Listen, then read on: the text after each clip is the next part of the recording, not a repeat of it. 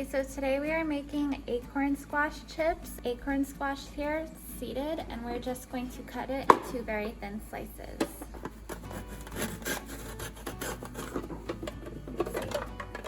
Alright, so we're gonna have slices like this thin. Okay, so we're going to just put the acorn squash in a bigger bowl because I can't toss it in here. A quarter of a small onion minced, and we're gonna put that in there. A tiny bit of black pepper. We don't want too much because everything's gonna shrink.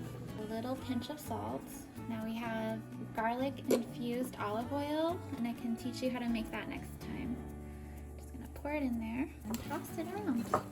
Okay, so I have a food dehydrator here. I put the mesh screen down on the bottom so that the little pieces of onion don't fall through into the machine. So we're just going to take it and layer it as close as possible without touching. So we're gonna set it on 149 degrees